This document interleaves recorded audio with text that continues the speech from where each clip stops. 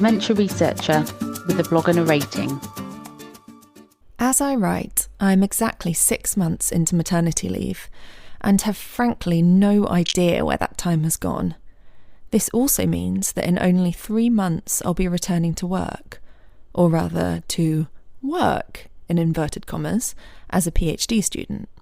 I say this somewhat facetiously as a reaction to my recent attempts to set myself up for the future, the focus of this month's blog. I had always planned to take 9 months for maternity leave. This seemed like a realistic amount of time to take off, as close as I could get to maximum family gain for minimum financial pain. As the months have crept on, I've had to admit that maternity leave isn't forever, and actually I need to start making some big decisions about what life will look like after leave.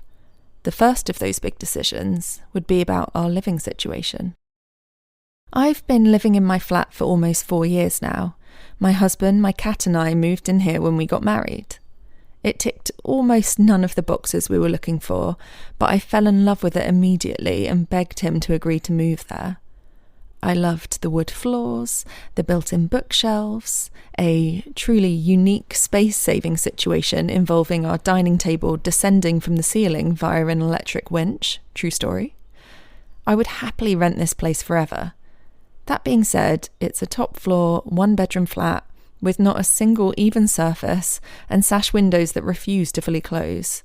As such, after our 12-week scan last year, I started perusing the market with a view to move. I wasn't in a rush to move. The deadline was my return to work.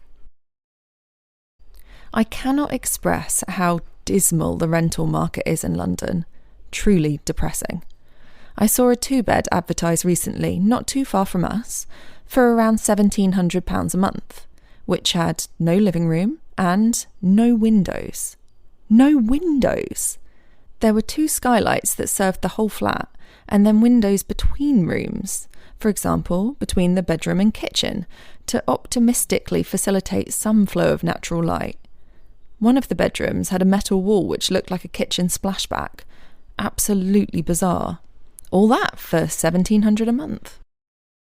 Suffice it to say, my search for a new flat has been in turn depressing, stressful and infuriating.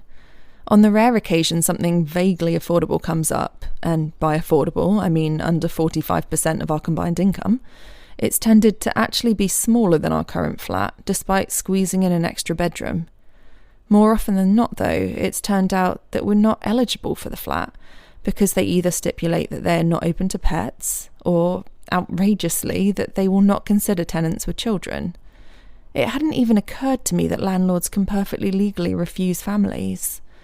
Finding a landlord who would accept my cat and my baby on a reasonable budget seemed nigh on impossible. Alas, a couple of months ago I found a listing that might fit the bill. The area wasn't great and it was technically only the same square footage as our current place, but it seemed good enough, so I called up to arrange a viewing. Happily, they could fit us in the next day. There was just one small problem. My work, that of a PhD student, didn't count as work, and my income didn't count as income. As such, the letting agent informed me that we would only be considered for the property if we were prepared to offer a minimum of 6 months' rent up front. I was livid. I've spoken in a previous blog about my disappointment at realising the UK government's new bill for affordable childcare doesn't apply to postgraduate students, but this seemed like an additional slap in the face, one that I hadn't been prepared for. In the end, I cancelled the viewing, consoled myself with the fact that there are many other families making do in a 1-bedroom apartment, and spent some time wondering whether a bathroom can ethically or safely multi-purpose as a bedroom for an infant. You'll be pleased to hear we haven't had to resort to that. Fortunately, the following month we managed to find something suitable, through a letting agency who were more sympathetic to my status. Currently, I'm surrounded by boxes in anticipation of our move in 2 weeks' time. Now that we know where we'll be living, the next issue can be tackled: childcare.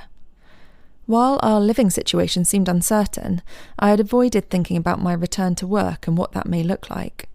Friends have asked whether I'm planning on going back to work full or part-time, and I have to be honest that a part-time stipend would not be financially viable for us.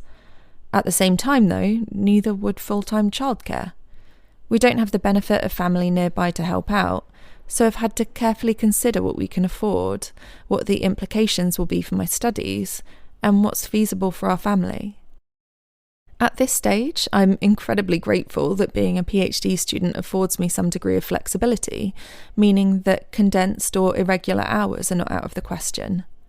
My working hypothesis at present is that I can get a lot done on 3 days of childcare, topping up during nap times, evenings, weekends and school holidays. This will be a conversation we revisit regularly, however, as my flexibility can't come at the cost of my timelines, particularly when running the risk of exhausting my funding.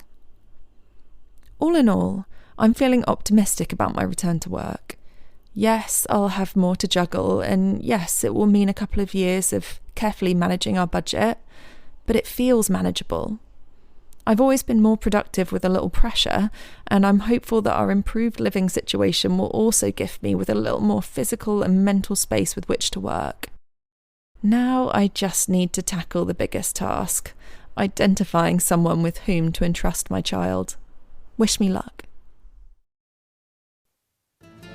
Thank you for listening. Join the dementia research bloggers and share your own views.